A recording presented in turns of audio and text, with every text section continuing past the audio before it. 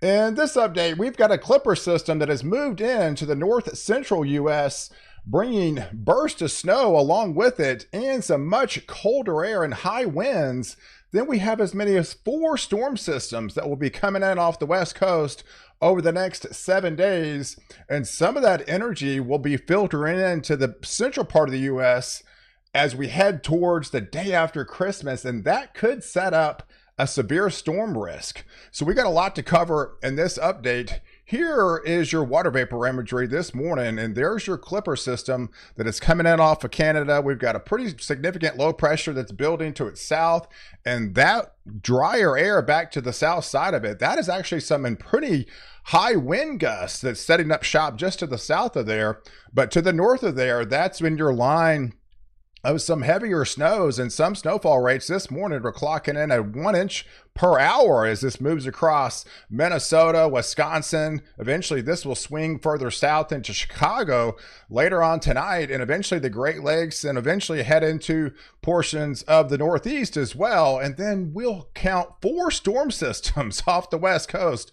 We've got one this morning, we have another one that's trailing back behind it, we have another one that's trailing back behind it, and then there's another one that actually trails behind that one. So if you are new to the channel and like detailed weather breakdowns, hit the subscribe button and you're in. You get all my daily content on this channel, and I would love to reach 250,000 subscribers by the end of the month.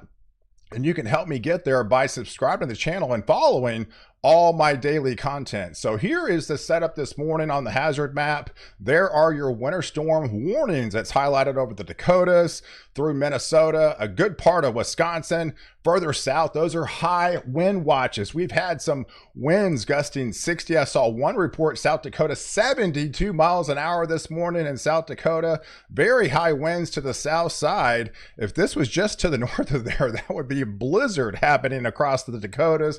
But nonetheless, this swath of snow is easily 4 to 8 inches is going to be leaving a burst of snow. And then outside of that in the purple, likely some 4-inch amounts. And that same system will be diving southeastward over tonight, and then eventually headed into the Ohio Valley and getting in portions of the mid-Atlantic and into the Northeast as well. Then back behind it, we'll have a colder shot of air. This is a quick shot of colder air that's going to be coming back behind it, along with those higher wind gusts.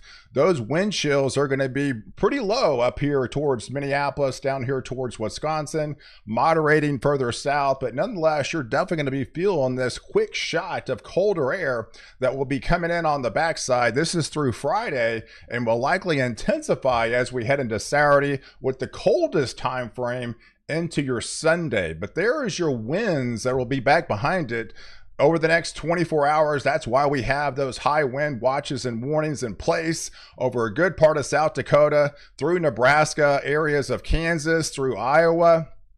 Yeah, those orange marks are 40, 50, 60. Yes, there was one report, 72 miles an hour in South Dakota this morning. Those higher winds will filter further south into Missouri, and eventually that will swing into portions of Illinois, and then lighter winds as this moves across with this clipper system across the Great Lakes. But the setup for today is this bullseye right in the middle in the North Dakota through Minneapolis, areas of Wisconsin, say the Green Bay region. Yes, easily 4 to 8 inches of snow with this particular setup. Outside of this, likely up to 4 inches. You could pick up a couple of inches tonight in Chicago. And what's interesting, you could even overperform, because some of this on the backside, you could have some lake enhanced infect snow into the Chicago region. So right now we're calling for about 2 inches in Chicago, but that could actually overperform if they get some lake enhanced snow into the overnight hours. Is that could be a possibility as this swings across into northern portions of Indiana as well as Ohio, heading into the overnight tonight. And then back behind it, we'll have that cooler shot of air. So that swings southeast, kind of moderates further south into Texas. But then there's the snow that will be shifting over the Ohio Valley, getting into Pennsylvania, portions of upstate New York. And then further south, some mixed snow showers, even as far south as eastern Kentucky, as well as into Tennessee and portions of West Virginia. But I think a little bit snowier as we come into your Saturday time frame. as that system will be coming in, coming across the Great Lakes, and then dumping some snow again into western portions of Pennsylvania, New York State, and some of this as the low pressure center will likely form off the northeast coast and lift northward. We could be looking at some snow even further along the coast as well, portions of Rhode Island, getting into Connecticut, Massachusetts, and then inland into Vermont, New Hampshire, and heading into Maine. And then there's your snow on the eastern side of Kentucky. And then there's the cold front that will shift all the way down into the deep south. Of course, these temperatures will moderate a great deal, but nonetheless, you're definitely going to be feeling a lot more like December heading into your 21st time frame, the official first day of winter. And back behind it, the much cooler shot of air. Some of these could be in the teens, if not almost single digits as you wake up on Saturday, even a little bit colder heading into Sunday time frame. Notice the warmer air out west that will likely build out east as we head into next week. But there's the deepening cold, likely the coldest morning that's coming up so far over the next couple of days.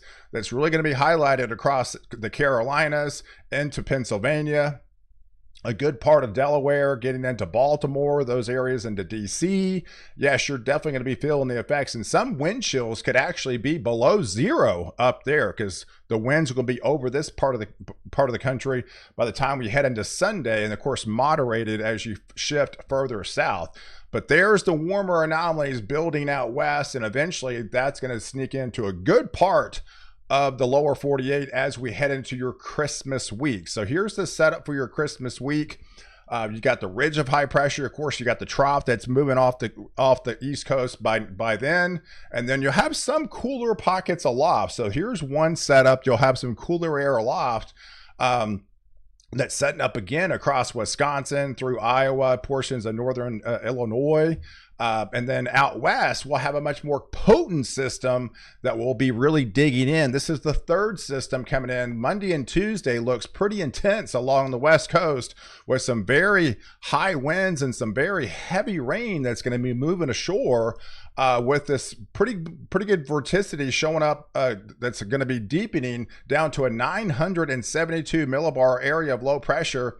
There's the other vorticity that's highlighted with that cooler pocket aloft into Wisconsin, those areas into Illinois as you head into your Monday, the 23rd time frame. And as it does, these areas of disturbed weather that'll be moving across, it's going to have some lift coming off the Gulf. We're not talking a lot of precipitation, but you're likely going to get some precipitation as you head into Monday night, going into your Christmas Eve time frame for those areas into Texas, portions of Oklahoma, getting into Missouri, as well as into Illinois. And then where's that cooler pocket aloft, you're likely going to be changing over to some of that to a mixed bag of snow, another burst of snow that will be highlighted across this region as the deep darker purples start to come up on the map.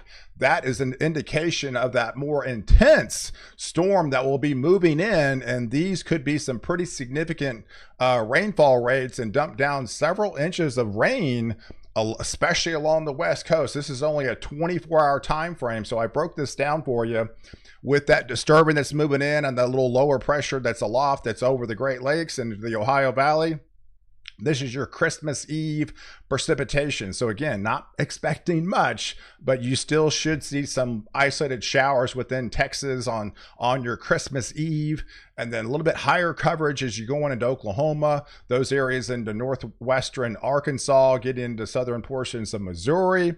And then some of this will be mixed over into the form of snow. And then of course out west, that is your much more potent system that will be coming into northern California, back into Oregon again. Will they be adding to those heavier rainfall totals? But there's your snow that's coming up on Christmas Eve. We're not talking much, folks, right? So we're only talking possibly a dusting, maybe 1 inch in some of these areas with that cooler pocket aloft. It is expected to be a very warm Christmas that's coming up. So we're not expecting much, but we're going to break down these things for you anyways. Here's the vorticity that's going to be setting up shop that's eventually likely is going to set up some severe storms as we head into the day after Christmas.